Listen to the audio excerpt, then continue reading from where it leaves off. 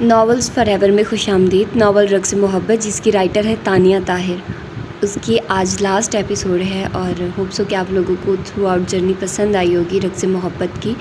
تو اب یہ اس کی لاسٹ ایپیسوڈ ہے اور ہوپ سو کہ اب ہم کوئی اچھا سا ناول سٹارٹ کریں گے جو کہ بہت ہی زبردست ہو، اچھا ہو۔ تو آئیے جلدی سے سٹارٹ کرتے ہیں آج کی اس ایپیسوڈ کو۔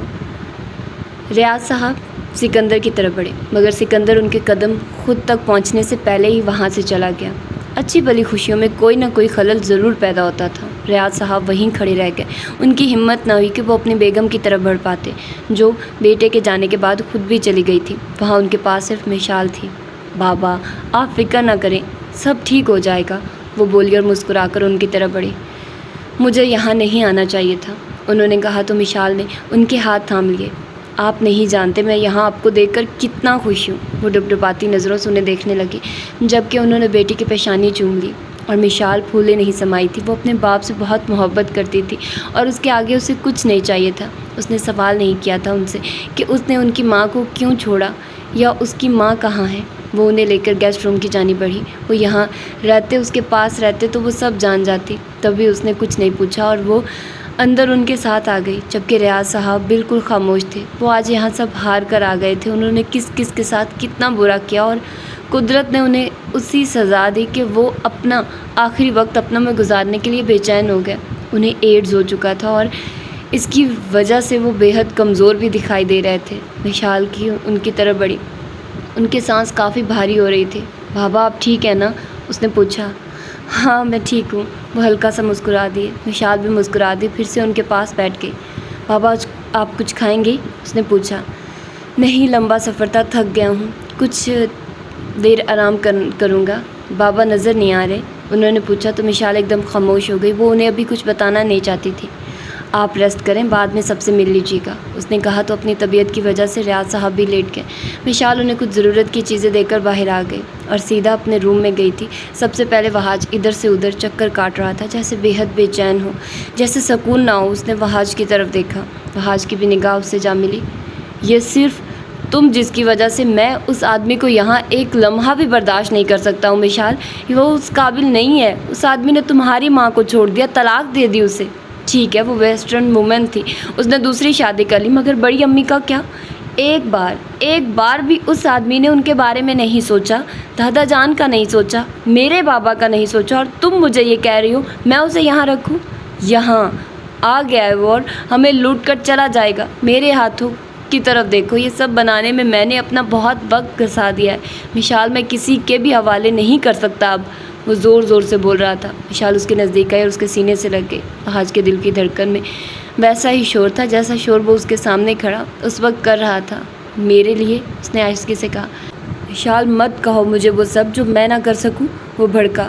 وہاج وہ بابا ہے میرے اور میں ان کے ساتھ رہنا چاہتی ہوں۔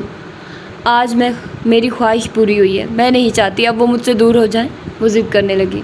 تم اپنا سوچ رہی ہو، بڑی امی کا، سکندر کا کیا؟ وہاج نے اس کی جانب دیکھا۔ وہ سب مان جائیں گے، دیکھ لیجئے گا، ہم سب بہت خوشی سے رہیں گے۔ میں اس آدمی کے ساتھ خوش نہیں رہ سکتا، وہاج سیدھی طرح بولتا اس سے دور ہوا۔ مشال نے پھر سے اس کا ہاتھ پکڑ لیا۔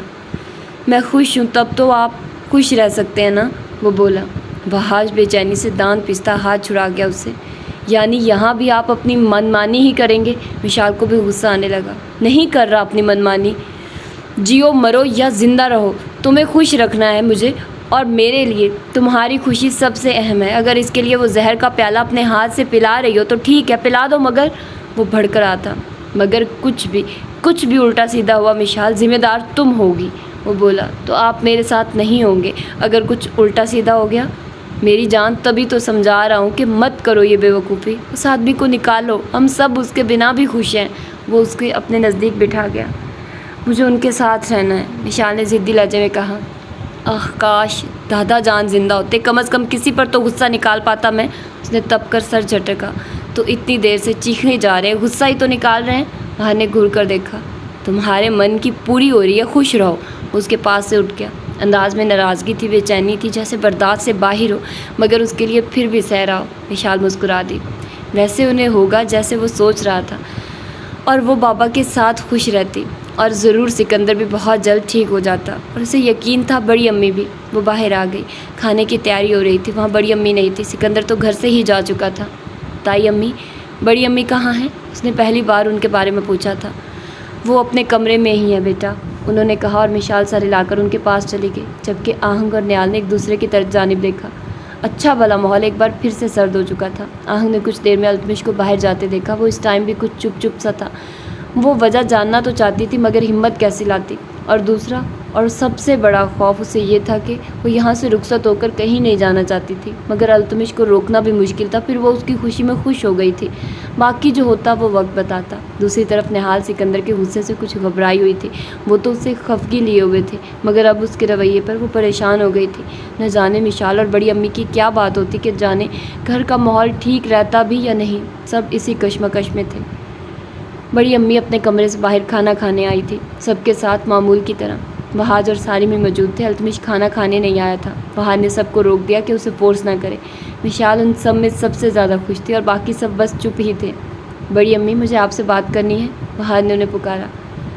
مجھے سکندر کے بابا کے یہاں رکنے پر کوئی مسئلہ نہیں ہے۔ وہ جانتی تھی وہاج کیا بات کرنا چاہتا ہے، اس نے کہا تو مشال نے وہاج کو دیکھا۔ وہاج سمجھ گیا یہ اس کی بیوی کا ہی کیا دھرا ہے۔ آپ سچ کہہ رہی ہیں؟ وہاج کو یقین نہیں آیا۔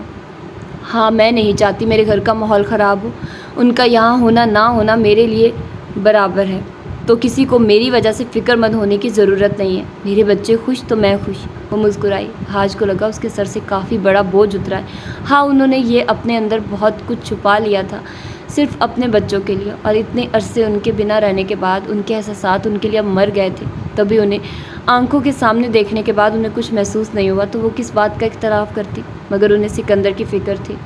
اب پلیز سب نارمل ہو جائیں۔ دیکھیے بڑی امی کو بھی مسئلہ نہیں ہے۔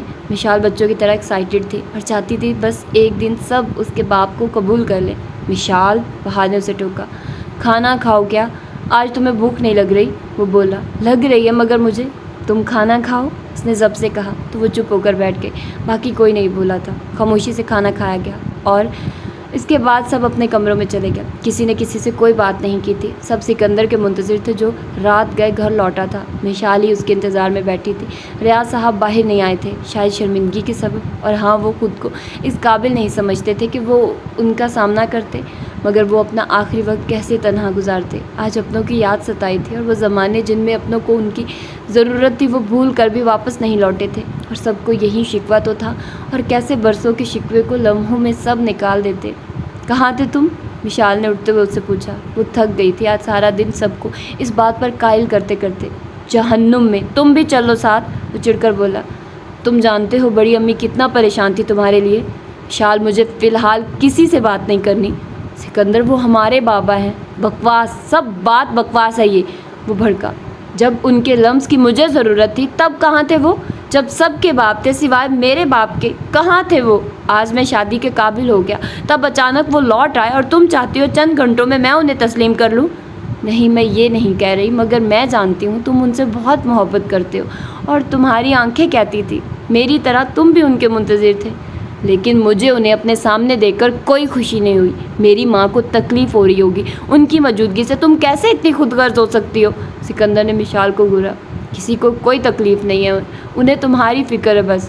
مشال، خود سوچو، میں کچھ نہیں سوچنا چاہتی، ان کی یہاں موجودگی ہم سب کے لیے اچھا ہے، اور یقین مانو وقت کے ساتھ سب ٹھیک ہو جائے گا۔ وہاج بھی پیچھے سے آ گیا تھا، جبکہ سارم بھی۔ مشال اس کا ہاتھ تھامے اسے سمجھا رہی تھی۔ مجھے نہیں لگتا ایسا کچھ۔ سکندر، کیا یہ جھوٹ ہے کہ تم انہیں مس نہیں کرتے تھے؟ کیا یہ جھوٹ ہے کہ تم نہیں چاہتے تھے وہ لوٹ آئیں؟ وہ آ گئے ہیں تو انہیں قبول کر لو میرے بھائی، وہ ایسے بولی۔ سکندر اس کی جانب دیکھتا رہا، وہ حیران ہوا تھا، پہلی بار اس نے اسے بھائی کہا تھا۔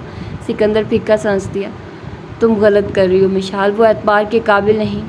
وہاج کی زبان مت بولو، مشال نے اس کے بازو پر چپت لگائی، جبکہ ریاض صاحب یہ شور ہنگامہ سن کر اپنے کمرے سے نکل آئے۔ مشال ان کی جانب دیکھ کر مسکرائی، جبکہ باقی کسی کے چہرے پر مسکراہٹ نہیں آ سکی۔ انہوں نے سکندر کے شانے پر ہاتھ رکھا۔ سکندر دانت پر دانت چڑھا گیا۔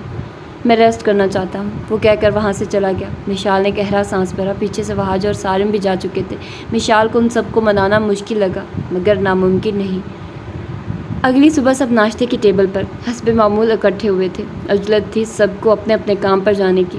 ریاض صاحب بھی ٹیبل پر آ گئے۔ وہ سب کو اپنی بیماری کے بارے میں بتانا چاہتے تھے مگر ہمت خود میں مجتمع نہیں کر پا رہے تھے۔ سارا شور و غل ایک دم ختم ہو گیا ان کی آمد پر۔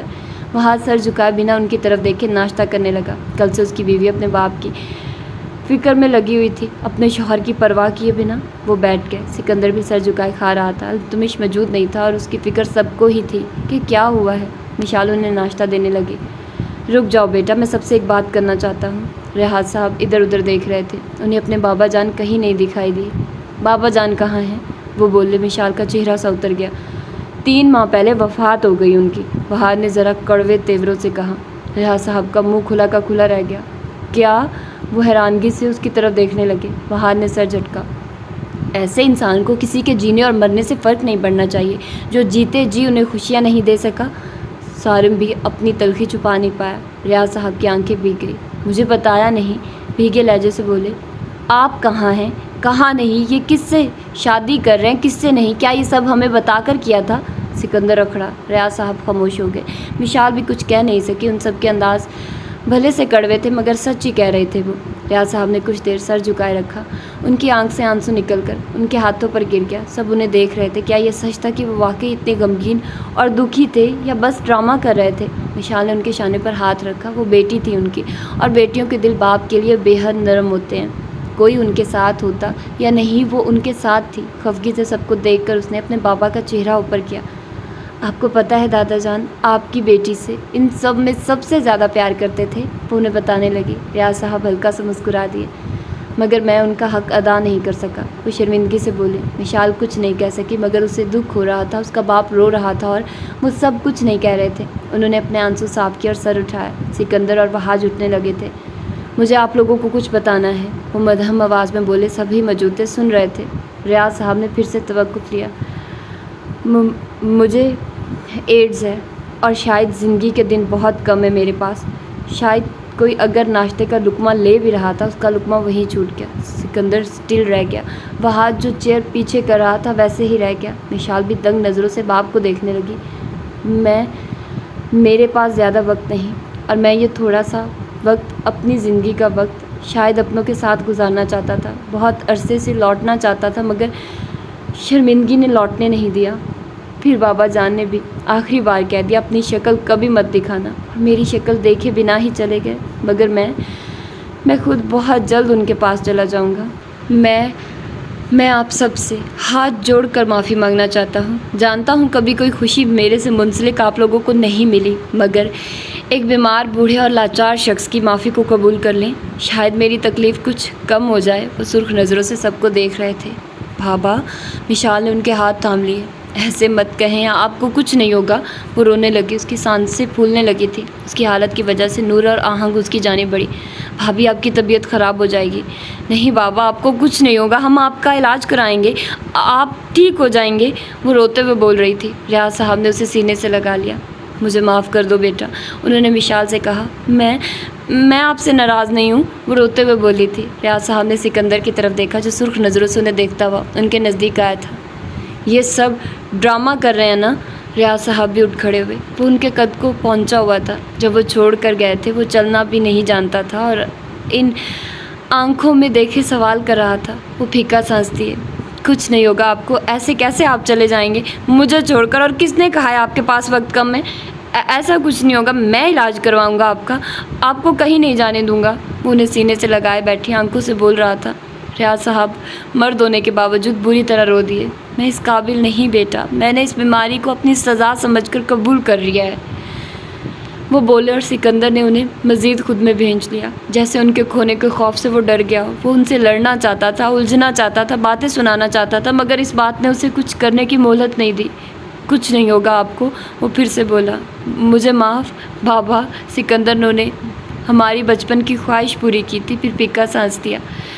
میری شادی ہونے والی ہے، مجھے امید نہیں تھی میری بیگم اتنی خوش قسمت ہے میرے لیے کہ میرے سب سے قیمتی رشتے کو میرے قریب لے آئی۔ ہاں آپ ٹھیک ہو جائیں، اس کے بعد میں آپ سے ہر بات کا حساب لوں گا، وہ سختی سے بولا۔ ریاض صاحب ہلکا سا مسکرا دیا۔ تمہاری عادت اپنی ماں پر گئی ہے، वो आहिस्तگی سے بولی۔ سکندر بھی مسکرا دیا، سبھی مسکرا دیے تھے۔ بھلے بڑی امی اور سکندر کے مان جانے کے بعد کسی کا کیا شکوہ رہ گیا تھا، اور جو بیماری سے وہ لڑ رہے تھے، اگر انہیں کچھ ہو جاتا تو وہ کیا کرتے؟ سب اس ناراضگی کا تو سب گلے شکوے بھلائے ان کی طرف بڑھ گئے تھے۔ فہد البتہ وہاں سے چلا گیا تھا۔ وشال اسے جاتے ہوئے دیکھتی رہی۔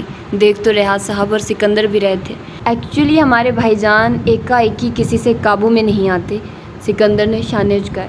تمہارے بھائی جان کو تو میں پوچھ لیتی ہوں، وشال خفگی سے بولی تو سب ہنس دیے، جبکہ ریاض صاحب نے اپنی بیوی کی طرف دیکھا تھا جو بچوں کے لیے مسکرا تو رہی تھی مگر اپنے شوہر کو ایک نگاہ بھی اٹھا کر نہیں دیکھا تھا۔ تجھے کہا تھا حصہ لے کر دے، مجھے اس گھر میں شادی کی شہنائیاں بج رہی ہیں اور یہاں تو ضد لگائے بیٹھی ہے کہ نہیں مانے گی۔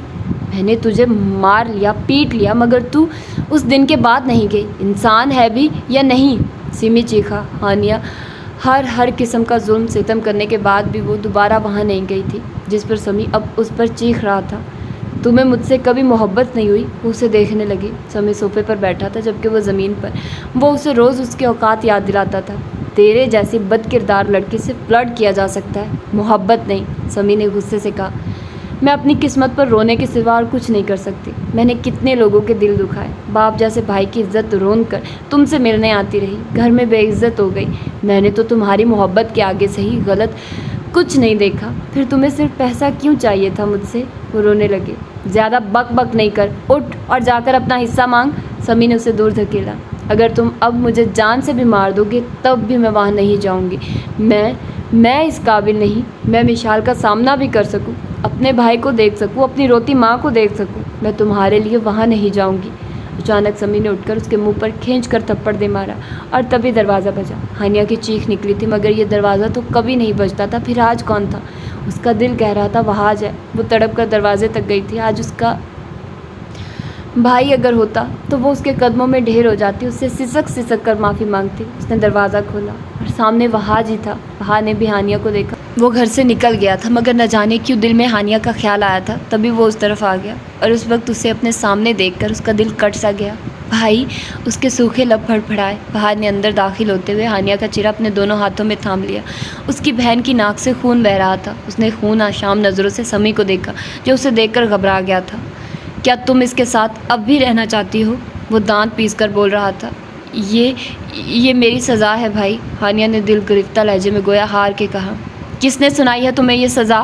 وہ غصے سے بولا۔ اس کے ہاتھ پاؤں توڑ کر کتوں کے آگے ڈال دوں گا میں، اگر تم ایک بار صرف یہ کہہ دو کہ میں اس آدمی کے ساتھ رہنا نہیں چاہتی۔ وہ ہانیہ سے پوچھ رہا تھا، جاننا چاہتا تھا شوق پورا ہو گیا یا اب بھی باقی ہے؟ ہانیہ منہ پر ہاتھ رکھ کے بری طرح رو دی۔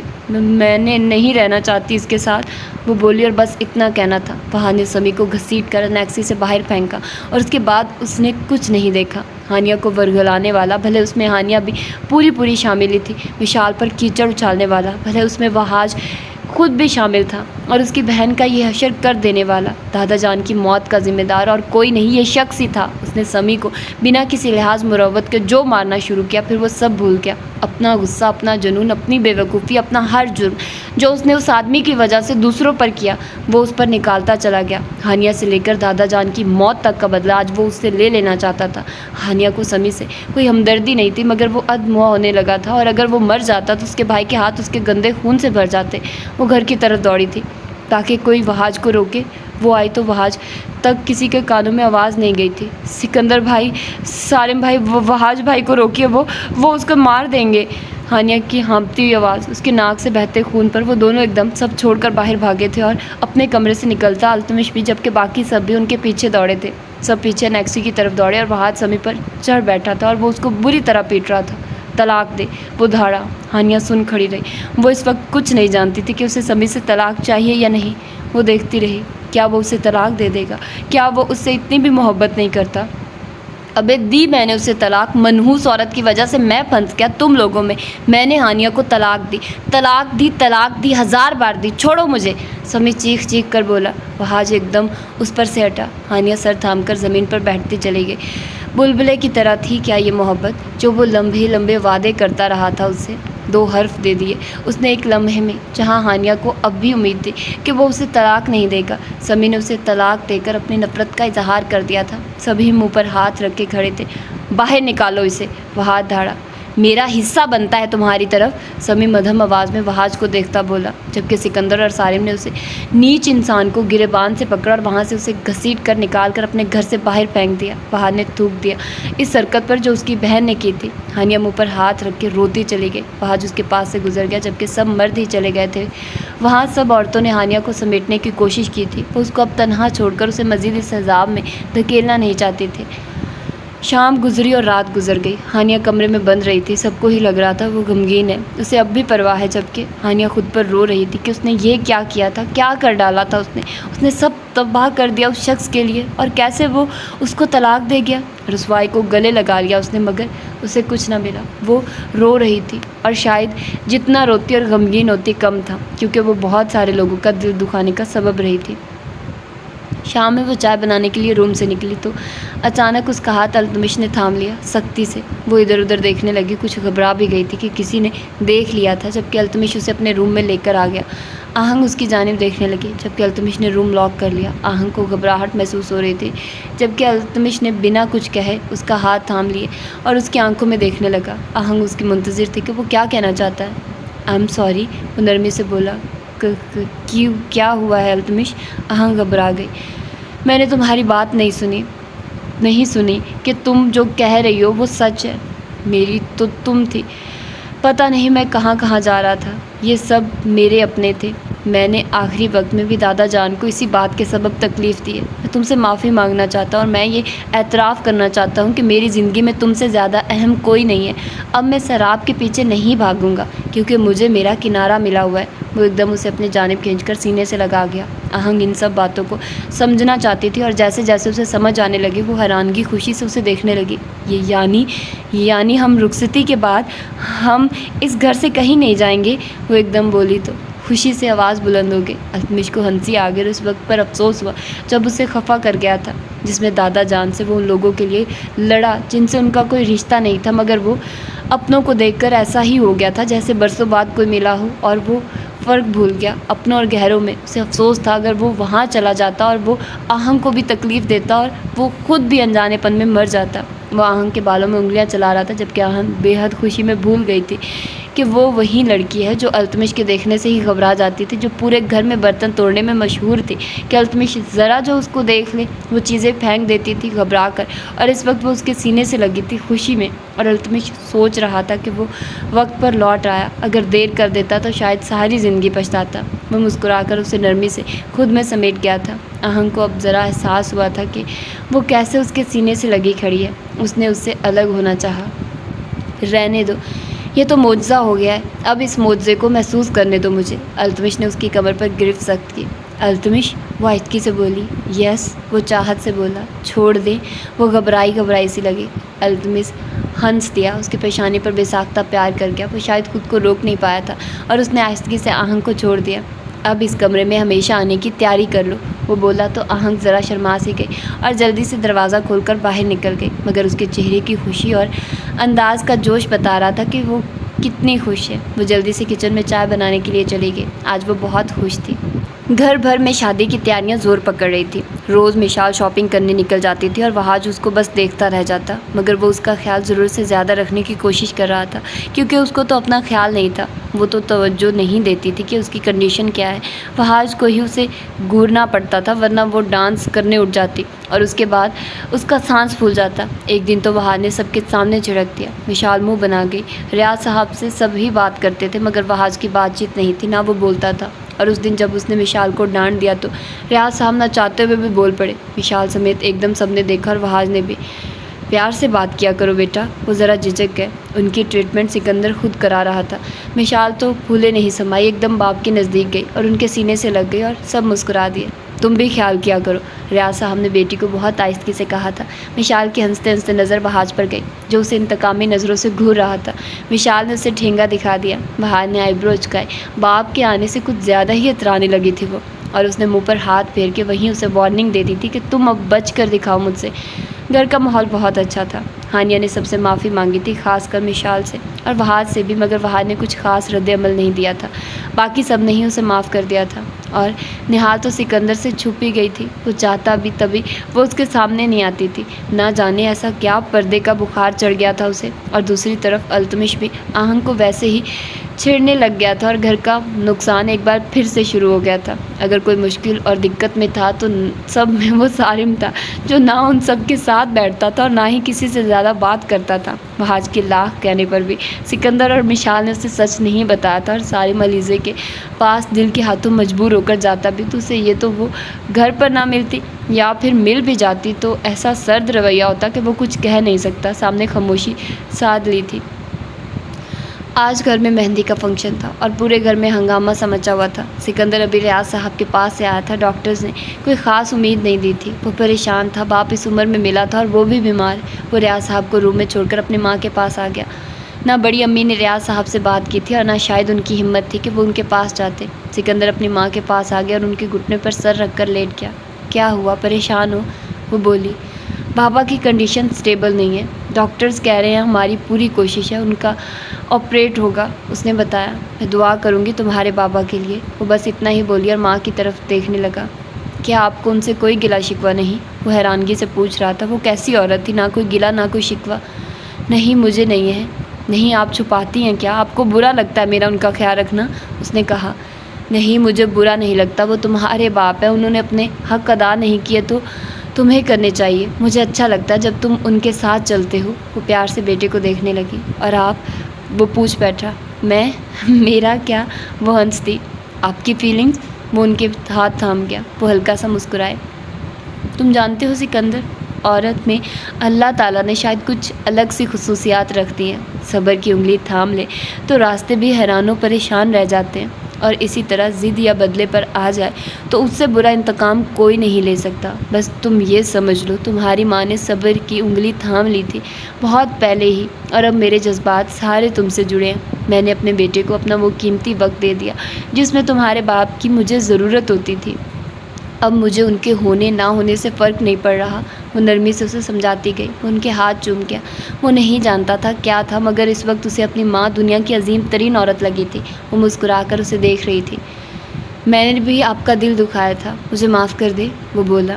نہیں، میں ناراض نہیں ہوں، بس غصہ تھی کہ جو تم نے کیا اس کو قبول کرتے چھپایا کیوں؟ دادا جان سے زیادہ ڈر لگتا تھا، الٹا لٹکا دیتے، وہ ہنس کر بولا۔ اور وہاج؟ وہ بھی ہنسی۔ یار، شکر ادا کیا میں نے تو انہیں ایسے حالات میں پتہ چلا، ورنہ یاد ہے مجھے میرے میٹرک میں فیل ہونے پر ساری رات ایک ٹانگ پر کھڑا رکھا تھا انہوں نے مجھے، اور خود بھی میرے سامنے جن کی طرح بیٹھے رہے تھے۔ وہ سر سانس کھینچ کر بولا۔ بہت پیار کرتا ہے تم سے وہ، اس کی عزت میں کبھی کمی مت چھوڑنا۔ تمہیں اس نے بہت محبت سے پالا ہے، تمہاری ہانیہ کی اور نور کی ہر خواہش پوری کی ہے، تبھی بابا جان نے اس کے ہاتھ میں گھر کی بھاگ دوڑ دی تھی۔ وہ بولی تو وہ سر ہلا گیا۔ میں ان سے الگ رہ بھی نہیں سکتا، اس نے کہا تو وہ سر ہلانے لگی۔ جاؤ، آج تمہاری مہندی ہے۔ میری بیگم تو ایسے روپوش ہیں جیسے میں نے کھا جانا انہیں۔ اچھی بات ہے، اچھی بچی ہے وہ بولی تو وہ ایک نگاہ ڈال کر چلا گیا۔ مگر میں تو بالکل اچھا بچہ نہیں ہوں، وہ دانت نکالتا اپنے روم کی طرف بڑھا۔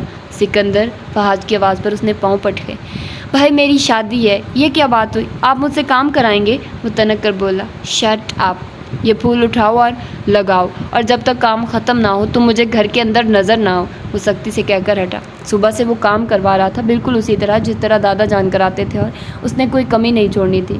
ہاں، شادی تو میری ہے، بس التمش بھائی اور صارم تو نوشا میاں ہیں، وہ جھنجھلایا۔ وہاں نے کان پر دھرے بنا اندر کی راہ لی اور وہ روم میں آ گیا۔ مشال بستر پر لیٹی ہوئی تھی، گہرے سانس بھر رہی تھی اور ایک لمحے میں اس تک پہنچا۔ کیا ہوا ہے، ٹھیک ہو؟ وہ اس کا چہرہ تھام گیا۔ مشال نے سر ہلایا۔ ایکچولی مجھے نا یہ دیکھنا ہے، وہ جو اوپر والی الماری ہے اس میں کس کا گفٹ باکس ہے، وہ منہ بنا کر بولی۔ فہد نے اس الماری کی طرف دیکھا جہاں سے سارے اس کے کپڑے اور دوسرا سامان نیچے پڑا تھا، مگر گفٹ نہیں اترا تھا۔ وہ سر سانس کھینچ گیا۔ تم کہاں چڑھی تھی وہاں تک پہنچنے کے لیے؟ اس نے جاننا چاہا۔ آپ کی اسٹڈی ٹیبل پر، وہ مسکراہٹ روکنے لگی۔ مشال، وہ ہاتھ تب گیا۔ اس میں کیا ہے؟ تم نے میری فائلز پر اپنے گندے پاؤں رکھ لگا دیے۔ فہد مشال حیران رہ گئی۔ میرے پاؤں گندے ہیں؟ وہ مصنوعی رونے کی اداکاری کرنے لگی۔ بہت گندے۔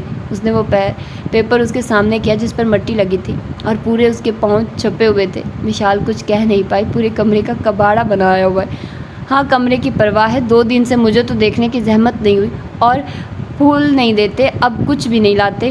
وہ ایک دم جذباتی ہوئی۔ وہاج کو اس کے فیس ایکسپریشن پر ہنسی آ گئی، اوپر سے وہ ہر گزرتے دن کے ساتھ خوبصورت ہو رہی تھی۔ وہاج نے پیپر پھینکا اور اس کے نزدیک جانے لگا۔ وشال مسکراہٹ روک کر اسے دیکھ رہی تھی اور وہاج نے ایک دم اسے خود سے نزدیک کر لیا، اتنا کہ دونوں ایک دوسرے کی دھڑکنوں کی ردم کو سن سکتے تھے۔ وشال نے اس کی گردن میں بازو ڈال لیا اور وہاج نے اسے خود سے لگا لیا۔ تھینک یو، وہ اس کی کلائی پر پیار کرتا بولا۔ نو مینشن مائی ہسبینڈ، وہ ہلکا سا ہنس کر بولی تو وہاج بھی ہنس دیا۔ بہت بڑی ڈرامے باز ہو تم، وہ بولا، اور آپ کو مجھ سے ہی پیار ہے، وہ اٹھلا کر بولی۔ یہ بھی سچ ہے، وہ اس کے گال کو چھونے لگا۔ وشال کی بولتی بند ہونے لگی تھی جیسے جیسے اس کی قربت کی گرم جوشی بڑھنے لگی اور وہ مگن سا ہونے لگا۔ بے حد چاہت سے وہ اوپر اپنا پیار لٹا رہا تھا اور اپنے ہر عمل سے ثابت کرنا چاہتا تھا کہ وہ کتنی محبت کرتا ہے اس سے، اور ان دونوں کا پچھتاوا ہے اسے جس دن میں وہ اس سے دور رہا تھا۔ اس نے وشال کی گردن کو چھوا۔ وہاج، وشال نے ذرا روکنا چاہا۔ شش، وہ ٹوک گیا۔ مگر مجھے تیار ہونا ہے، وہ دھڑکتے دل کے ساتھ اس کے ہاتھ کے دباؤ سے پیچھے بستر پر لیٹی بولی۔ کچھ دیر بعد اس نے کہا اور اس کے الفاظ چن لیے جو اگلے وہ بولنے ہی لگی تھی۔ سکندر کام چھوڑ کر بھاگ گیا تھا۔ اس نے سب سے پہلے آہنگ کے کمرے میں جھانکا، وہاں آہنگ ہی تھی۔ وہ جلدی سے دور ہو گیا۔ اب اس کا ارادہ نور کے کمرے میں جھانکنے کا تھا، مگر جھانکنے کے باوجود وہ وہاں نہیں تھی۔ اسے حیرانگی ہوئی کہ اس کو آسمان کھا گیا یا زمین نکل گئی، مگر وہ اسے کہیں نہیں ملی تھی۔ اور اسی طرح ڈھونڈتے ڈھونڈتے وہ تھک گیا تو ذرا غصے سے کمرے میں آ گیا، اور شام تو ہو ہی چکی تھی، تیار ہونے لگا۔ دوسری طرف اس نے سارم سے چسکے لینے کا سوچا اور اس نے اسے کال کی، جو سارم نے اٹھانے کی زحمت نہیں کی۔ سکندر کو ہنسی آ گئی۔ وہ تیار ہوا، اس نے بلیک کلر کا کرتا شلوار پہنا تھا اور معاذ آ گیا تو وہ اس کے ساتھ چلا گیا۔ دوسری طرف التمش بھی ریڈی ہو گیا تھا، اس نے بھی بلیک کرتا شلوار پہنا تھا اور وہ بھی باہر نکل آیا۔ وہاج پہلے سے ہی باہر موجود تھا اور سارم غائب ہی تھا، نہ وہ آیا تھا گھر میں اور نہ صبح سے وہ نظر آ رہا تھا، لیکن کسی نے اسے منہ نہیں لگایا تھا اور اچھا ہی تھا وہ نہ آتا۔ آہنگ اور نیال کو تیار کیا جا رہا تھا اور دوسری طرف علیزے بھی اپنے گھر میں تیار ہو رہی تھی سارم کے لیے۔ آج سارم کے نام کی مہندی اس کے ہاتھ پر سجنی تھی، مگر وہ اس بات سے ناواقف تھا۔ دونوں تیار ہو گئی اور وشال نے جب مکمل تسلی کر لی کہ سارم نہیں آئے گا، وہ علیزے کو لے آئی۔ اس نے کامدار سوٹ پہنا ہوا تھا جو کہ سیاہ رنگ کا تھا اور گولڈن ستارے سے سجا ہوا تھا، اور گلے میں نیکلس پہنے، بالوں کو کھلا چھوڑے وہ اپنے بے پناہ حسن سمیت پوری محفل پر چھائے ہوئے تھی۔ بلا شبہ وہاں دلہنیں بھی بہت خوبصورت لگ رہی تھی، مگر وشال الگ ہی لگ رہی تھی سب میں، اور اس پر اس کا چٹپٹا انداز اور وہاج کا اس پر فدا ہو جانا، یہ سب چیزیں ان دونوں پر سب کی توجہ کرا رہے تھے۔ اس وقت بھی سب مہندی لگانے ان دلہنوں کو آئے۔ سکندر اور التمش الگ بیٹھے تھے اور یہ وشال کا ہی کارنامہ تھا جس میں نور بھی شامل تھی۔ بس ہانیہ کچھ چپ چپ سی تھی، مگر کوئی اسے اگنور نہیں کر رہا تھا، وہ خود ہی شرمندہ سی تھی۔ وشال نے سب کو خوب تنگ کیا ہوا تھا اور آج تو وہاج بھی اس کا پورا ساتھ دے رہا تھا۔ سکندر کی بس ہو گئی تو وہ التمش کو لے کر نہال کے ساتھ، سکندر اور التمش آہنگ کے ساتھ بیٹھ گئے تو ہا ہو ہلا اور شور و غل ہی الگ ہو گیا تھا۔ ہنسی مذاق اور کہکوں میں مہندی کی رسم ہوئی تھی اور علیزے سے بھی چھیڑ خانی چلتی رہی۔ سکندر نے الگ ہی پلان بنایا تھا اور اس میں حیرت انگیز طور پر گھر کے سب لڑکے شامل تھے، مگر یہ بات کسی لڑکی کو پتہ نہیں تھی۔ مہندی کا فنکشن کافی اچھا ہوا تھا اور جب رات گئے فنکشن اختتام ہوا تو وہ سب لڑکے دوستوں کا بہانہ کر کے گھر سے جا چکے تھے۔ وشال کو تو غصہ چڑھا تھا کہ وہاج کس لیے چلا گیا، وہ ویٹ کرتی رہی تھی اس کا، اور یہاں تک کہ ویٹ کرتے کرتے سو گئی۔ آہنگ اور نہال بھی نہ جانے کیوں ان دونوں کی منتظر تھی، مگر ان لوگوں کا تو فنکشن ہی الگ تھا۔ ساری بقیہ رات ان لوگوں نے خوب شور ہنگامے اور شباب کے ساتھ گزارا، اور ان سب کے دوستوں نے مل کر وہاج کو ڈرنک کرا دی تھی۔ التمش کو بھی سکندر تو سب یہ جانتا تھا، تبھی اپنے دوستوں کو گھورنے لگا کہ تم لوگ مرو گے وہاج سے۔ وہ التمش اور وہاج کو کھینچ کر گھر لے آیا تھا۔ سارم بھی تھا وہاں، جو کہ سکندر کو اس کی موت کا بتا رہا تھا کہ وہ کس طرح آنے والی ہے اب تمہاری۔ سکندر نے بے ہوش التمش کو تو اس کے کمرے میں پہنچایا اور وہاج اپنا ہاتھ چھڑوا کر خود ہی چلا گیا۔ اب کیا ہوگا؟ سکندر نے سارم کو دیکھا۔ تیری موت، سارم شانے چکا کر چلا گیا۔ یا اللہ، آدھی شادی شدہ نہ مارنا، وہ خود پر پھونکے مارتا خود بھی چلا گیا، کیونکہ دن نکل چکا تھا۔ وہاج اپنے کمرے میں آیا اور اس نے دروازہ بند کیا۔ کچھ ڈگمگاتے قدموں سے وہ بیٹھ کے نزدیک آیا اور وشال کو دیکھا، وہ سو رہی تھی، بہت پیاری لگ رہی تھی۔ وہ مسکرایا، گرمی لگ رہی تھی، اس نے اے سی تیز کیا اور شرٹ اتار کر پھینکی اور بستر پر وشال کے قریب گرا، اسے خود میں سمیٹ لیا۔ وہ اٹھ گئی۔ آپ آ گئے؟ وشال اس کی طرف سے پیٹ تھا۔ فہاج بولا۔ اتنی دیر سے؟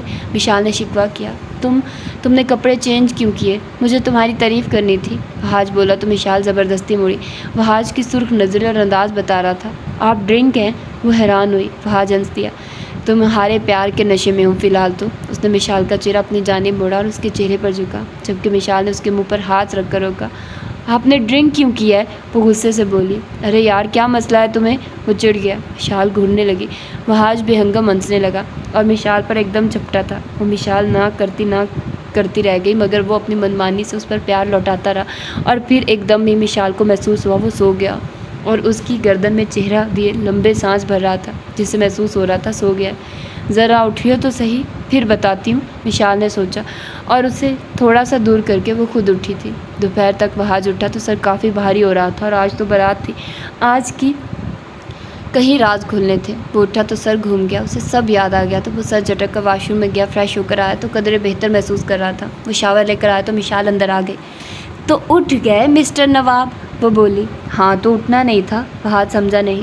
زیادہ بھولے مت بنیے، آپ نے ڈرنک کی؟ شرم آتی ہے، اور مجھے سمجھ آ گیا ہے ساری رات کہاں تھے آپ؟ پتہ ہے مجھے کہاں تھے آپ فہد؟ مجھے نہیں پتا تھا، اتنے بے شرم ہیں آپ، وشال نے گھرتے ہوئے کہا تو فہد کھسیانہ سا ہنسنے لگا۔ نہیں ایسا نہیں ہے جو تم سوچ رہی ہو، ویسا تو بالکل کچھ بھی نہیں ہے۔ وہ مسکرا کر اس کے نزدیک آیا، جبکہ وشال گھرتے ہوئے اس کے شانے پر مکے برسانے لگی۔ دوسری طرف فہد ہنس دیا۔ خبردار جو میرے علاوہ کسی لڑکی کی طرف دیکھا بھی تو، منہ بنا گئی۔ اوکے، وہ پیار سے بولا اور چاہت بھری نظروں سے اسے دیکھنے لگا۔ چلیں اب جائیے باہر، سب ویٹ کر رہے ہیں آپ کا، وشال اس کی نظروں سے گھبراتی بولی۔ تھوڑی دیر، تھوڑا سا وقت ہی دے دو۔ وہ اس کی طرف جھکنے لگا، جبکہ وشال نے اس کے گیلے بال اپنی مٹھی میں جکڑ لیے۔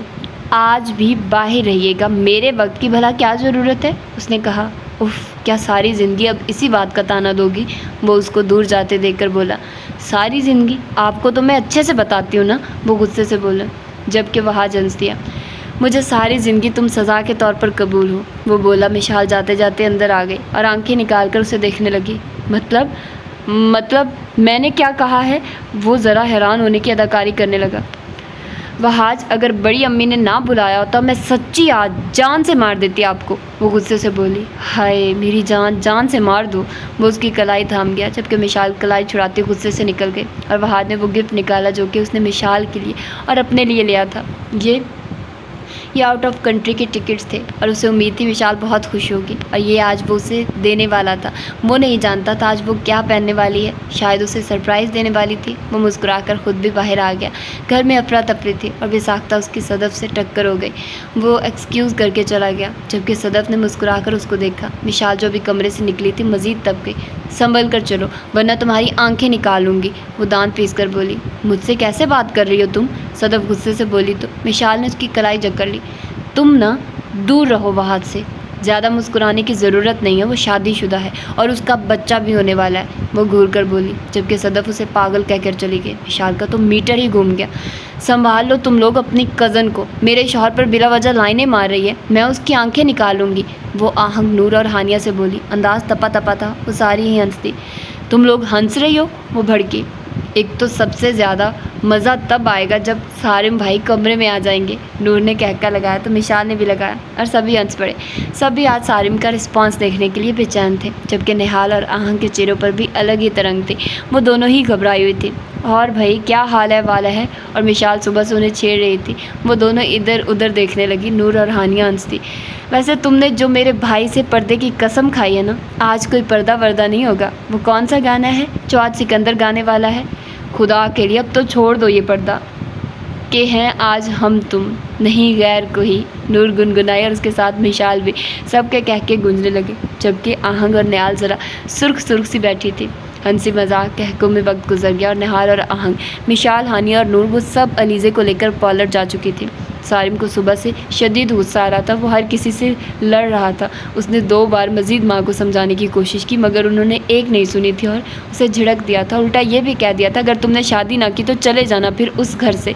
دوسری طرف علیزے کا رسپانس اتنا سر تھا، وہ چپ ہو گیا تھا۔ مزاج بہت برا تھا، وہ چاہ کر بھی علیزے کو بھول نہیں پا رہا تھا۔ ان کچھ دنوں میں اسے اندازہ ہو گیا تھا علیزے اس کے لیے ضروری ہے، وہ اس سے محبت کرنے لگا ہے۔ اس نے اپنا خیال اس کے دل و دماغ میں بٹھا دیا ہے، مگر علیزے کو تو ان باتوں سے فرق نہیں پڑا تھا۔ سکندر تیار ہو چکا تھا، اس نے شیروانی نہیں پہنی تھی، کوئی خاص قسم کی چڑ تھی اسے، اسی لیے اس نے سفید سوٹ پر ویسٹ کوٹ پہنی ہوئی تھی اور اس میں بھی وہ خوب جچ رہا تھا۔ اور قسمت کی کرنی ایسی تھی کہ اس کے ماں باپ دونوں تھے اس کی زندگی کے اتنے بڑے دن پر۔ دوسری طرف التمش نے بھی نہیں پہنی تھی شیروانی، اس نے بھی سفید سوٹ اور ویسٹ کوٹ پہنے تھے اور وہ بھی تیار ہو کر باہر آ گیا۔ البتہ سارم زبردستی تیار ہوا تھا، اس نے بلیک سوٹ اور شیروانی پہنی تھی، مگر وہ دلہا البتہ نہیں لگ رہا تھا۔ اوپر سے موڈ شدید خراب تھا۔ دوسری طرف وحاش نے سب کام سنبھالا ہوا تھا۔ آج اس نے بلیک کرتا شلوار پہنا ہوا تھا اور بازو کہنیوں تک فولڈ تھے، اور دوسری طرف ذرا حلیہ بکھرا ہوا اور سادہ تھا، مگر وہ اس میں بھی خوب جچ رہا تھا اور سب میں الگ لگ رہا تھا۔ دلہنیں جیسے ہی پارلر سے آئی تو انہیں اندر پہنچا دیا گیا، چونکہ گھر بہت بڑا تھا تبھی کہیں اور یا کسی نے ہال کو بک نہیں کیا تھا، وہ سب چلی گئی تھی۔ مشال نے دور سے وحاش کو دیکھا اور اس کی سمت چلنے لگی۔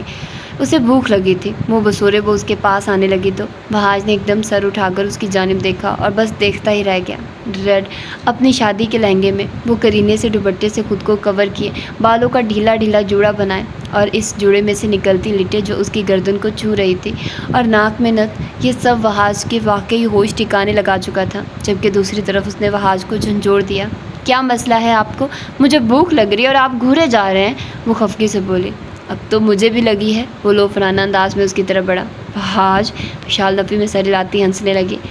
بہت خوبصورت لگ رہی، مجھے تو لگ رہا ہے میری تھکان اتر گئی، وہ بولا تو وشال کچھ شرما سی گئی۔ وحاش نے اس کا ہاتھ تھاما اور اس نے نہ کرنے کے باوجود وہ اسے لیے پیچھے کی جانب چلا گیا۔ وحاش آپ کو شرم آ رہی ہے؟ یہ کیا حرکتیں کر رہے ہیں؟ وشال نے ٹوکا تو وہ اس کو دیوار سے لگا گیا۔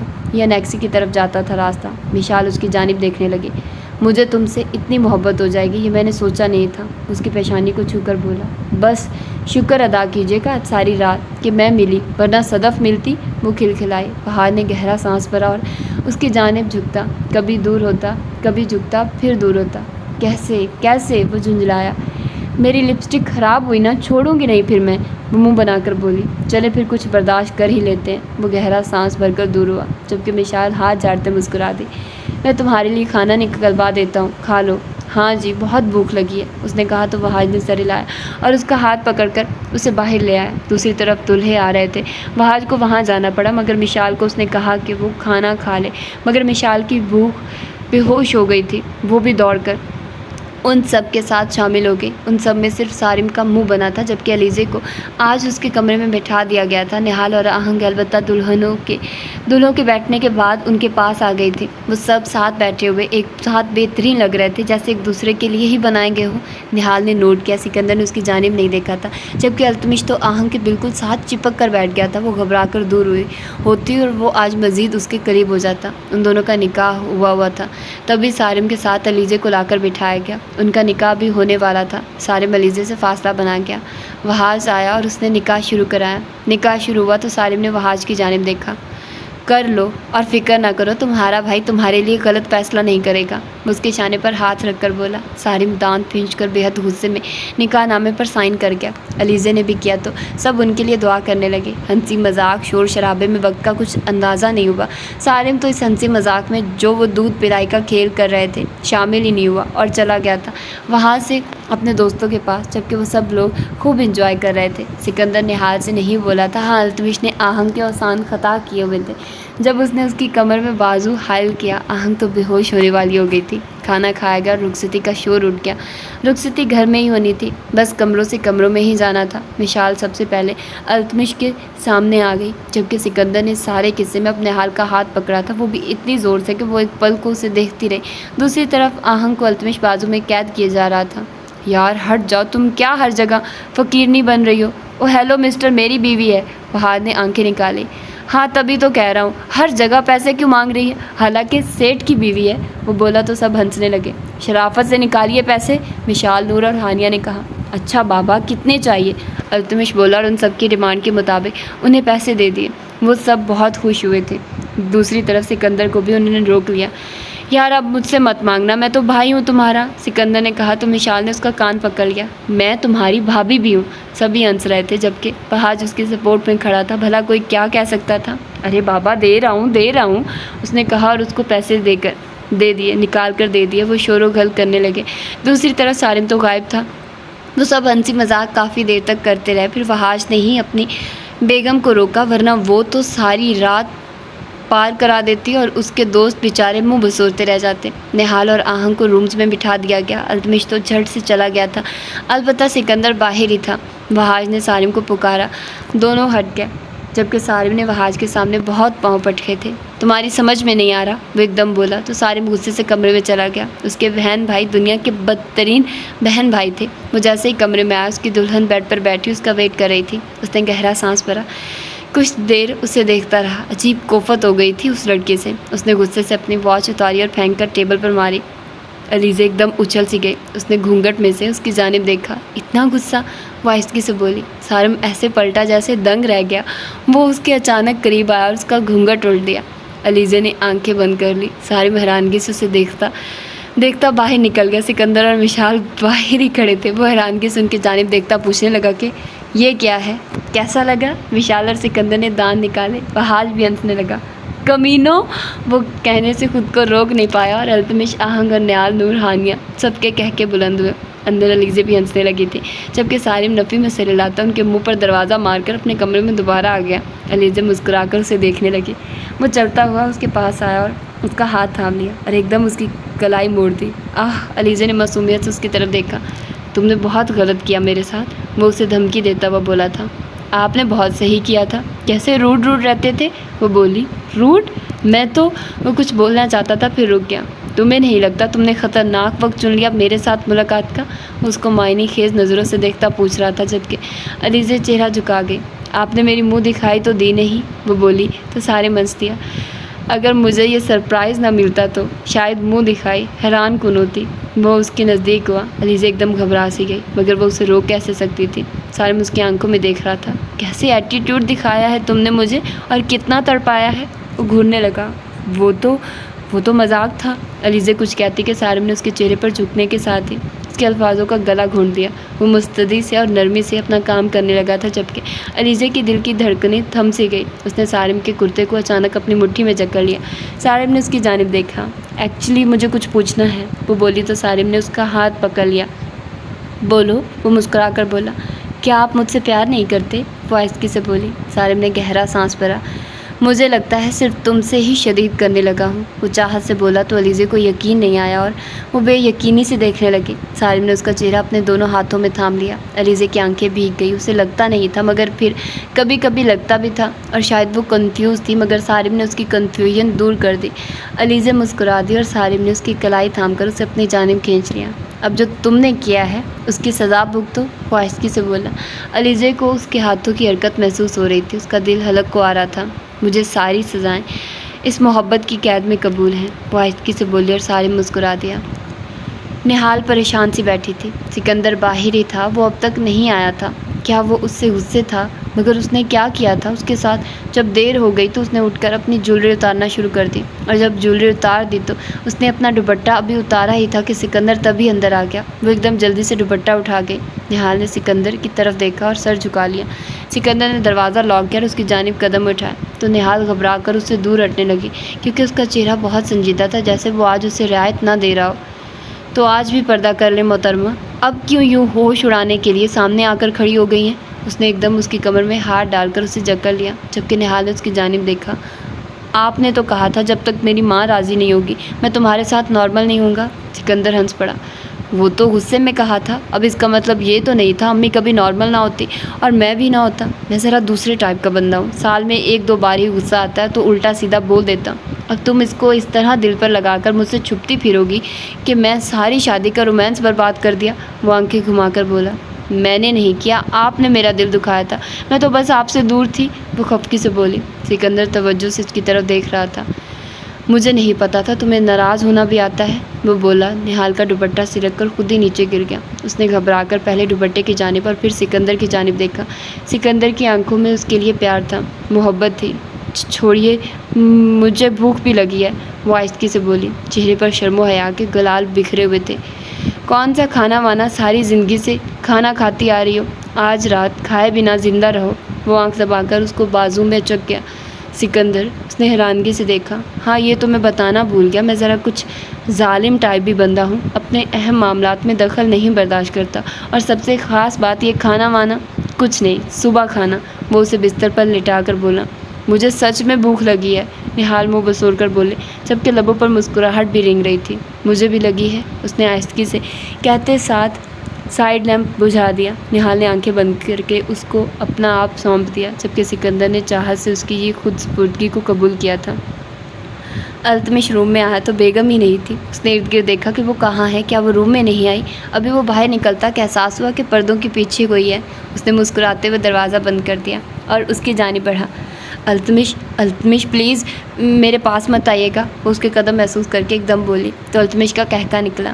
تم ایسا کرو، آج رات نا پورا گھر گرا دینا، کیونکہ میں تو ایک لمحے کی مہلت نہیں دینے والا تمہیں۔ اس نے پردے ایک دم ہٹائے تو وہ چہرہ چھپائے اسے چھپنے کی کوشش کر رہی تھی۔ میں نہیں آ رہی، آپ بلا وجہ ہنس رہے ہیں، وہ خفگی سے بولی۔ تو کیا کروں بھلا؟ اس نے شانے اچکائے۔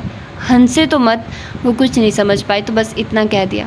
اوکے، نہیں ہنستا، اور بالکل بھی نہیں چاہتا میرے دوست کی محنت برباد ہو، تو سیدھی طرح باہر نکلو۔ یہ پردہ جس طرح تم نے پکڑا ہے نیچے گر جائے گا، اور اوپر ڈیکوریشن بھی۔ اس نے اس کا ہاتھ تھام کر باہر کھینچ لیا۔ آہنگ کانپ رہی تھی۔ التمش کے لیے یہ ریاکشن تو عام سا تھا، شاید متوقع بھی، مگر وہ آج اسے بخشنے والا نہیں تھا۔ اس نے کافی اسے تڑپایا تھا۔ آہنگ کی پلکیں جھکی تھی۔ تو آہنگ میڈم، آج کیا کیا توڑنے والی ہیں آپ؟ وہ پھر سے ہنسنے لگا۔ آہنگ نے اس کی جانب دیکھا۔ آپ بہت بدتمیز ہے، بہت زیادہ، وہ غصہ کرنے لگی۔ اچھا، تمہیں غصہ بھی آتا ہے؟ خیر آج تو غصہ کام نہیں آئے گا، پیار کرو اور پیار لو۔ آخری کے الفاظ اس کے کان پر چبھتے بڑے دھیمے اور مسرور لہجے میں کہا گیا۔ آہنگ نظر نہیں اٹھا پائی۔ التمش مسکرانے لگا۔ تمہیں کچھ کھانا ہے؟ تھوڑا فریش ہو جاؤ، اس کے خیال سے وہ بولا۔ نہیں مجھے بھوک نہیں ہے، وہ بولی تو التمش پھر سے ہنسنے لگا۔ دیکھ لو کبھی بعد میں۔ اچھا چپ کریں، کیسے بے حیائی والی باتیں کیے جا رہے ہیں، وہ خفگی سے بولی۔ تو اور کیا درس دوں تمہیں؟ وہ سنجیدگی سے اسے دیکھنے لگا، اور یہ پہلا موقع تھا۔ آہنگ ہنس پڑی اور التمش نے ایک دم اس کا چہرہ تھام کر اس کے چہرے پر اپنا لمس بکھیرا۔ آہنگ بالکل ساکت رہ گئی، مگر التمش پر اس کی قربت کا نشہ سوار ہونے لگا، اور وہ بنا اس کے مہلت دیے اس پر اپنے پیار کی برسات کرنے لگا۔ کہاں چلی گئی ہیں؟ کب سے ڈھونڈ رہا ہوں۔ وہ چڑھ کر نور کے روم میں آیا۔ وہاں ہانیہ، نور اور اس کی بیگم بیٹھی تھی۔ وشال نے مڑ کر دیکھا، شرارتی نظروں سے آنکھیں موڑ لی۔ اگر یہ چگلی خانہ ختم ہو گیا ہے تو کمرے میں آ سکتی ہو، وہ دروازے میں کھڑا ہی بگڑے ہوئے موڈ میں بولا۔ ہم چگلی نہیں کر رہے مسٹر، بس فنکشن ڈسکس کر رہے ہیں۔ وشال نے اس کی آنکھوں میں تھکاوٹ کے ساتھ اپنی چاہت کی طلب دیکھی تھی، اور وہ جان بوجھ کر اسے مزہ چکھا رہی تھی۔ بہت ہو گیا، سو جاؤ تم دونوں، اور تم بھی سو۔ کیا آپ سونے دیں گے؟ وہ دونوں ہاتھ سینے پر باندھے اپنی مسکراہٹ روکنے کی کوشش کرتی اس کی طرف دیکھنے لگی۔ بہت چلاک ہو گئی ہو تم، کمرے میں چلو تمہیں سلاتا ہوں، وہ گھور کر بولا۔ اچھا ویسے میرا پلان نا نور کے ساتھ سونے کا ہے، کچھ فیور بھی لگ رہا ہے اس کو۔ ایسا ہے کہ نور، وہ آنکھ دبا کر نور کو دیکھنے لگی جس نے جھٹ اداکاری شروع کر دی۔ تمہیں فیور ہے؟ آج پہلے کی طرح کنسرن کرتا اندر آیا۔ وشال کو اچھا لگا، وہ پہلے کی طرح اپنی بہنوں کے لیے فکر مند تھا۔ نور اور روحانیہ کی آنکھیں بھیگ گئی اس کی بس اتنی سی توجہ سے۔ نور اس کے سینے سے لگ گئی۔ بھائی آپ ہم سے خفا نہ ہوں، اس نے کہا۔ وشال اور وہاج کی نگاہ ملی۔ وشال نے اسے اشارہ کیا کہ یہاں ان دونوں کو ان کے بھائی کی ضرورت ہے۔ نور کے ارد گرد وہاج نے ہاتھ باندھ لیے۔ میں کیوں خفا ہوں گا، اور پچھلی باتیں نہیں دہراتے۔ اس کے سر پر پیار کرتا الگ ہوا، جبکہ پیچھے ہانیہ بھی کھڑی تھی۔ ٹپ ٹپ آنسو بہہ رہے تھے۔ وہاج نے اس کے سر پر ہاتھ رکھ دیا۔ ریلیکس ہو جاؤ، سب ٹھیک ہے اب، وہ بولا۔ آپ مجھے معاف کر دیں گے؟ ہانیہ نے اس کا ہاتھ تھام لیا۔ میں کون ہوتا ہوں کسی کو معاف کرنے والا، اور اگر تمہیں اسی سے تسلی ہوتی ہے تو ٹھیک ہے، میں نے تمہیں معاف کر دیا، وہ مسکرا دیا۔ تھینک یو بھائی، وہ اس کے سینے سے لگ گئی، اور وہاج نے اس کے بھی سر پر پیار کیا، اور وہ تینوں گلے لگ گئے۔ وشال بھی مسکرا دی۔ وہاج نے وشال کی جانب دیکھا اور جیسے نظروں سے شکریہ ادا کیا۔ اگر وہ دل نہ بڑا کرتی تو وہ لوگ آج کبھی ایک نہ ہوتے۔ چلو بس دونوں سو جاؤ، اس نے کہا، اور تم چلو، وشال کی جانب ہاتھ بڑھایا۔ میں نور کے ساتھ، وہاج نے کچھ سنے بنا اس کا ہاتھ کھینچا اور اسے لیے باہر نکل آیا اور اپنے روم کی جانب چلنے لگا۔ اچھا بابا آرام سے تو چلیں، وہ بولی تو وہاج نے اسے بازو میں اچانک ہی اچک لیا۔ میں اتنی موٹی ہو گئی ہوں، وہ مسکرائی۔ تو میرا پیار تو ختم نہیں ہوگا، اور ویسے بھی تم جتنی موٹی ہو رہی ہو اتنی پیاری ہو رہی ہو، اور کیا بتاؤ میرے دل کا حال، وہ آنکھ دبا کر بولا۔ مجھے اندازہ نہیں تھا مسٹر وہاج۔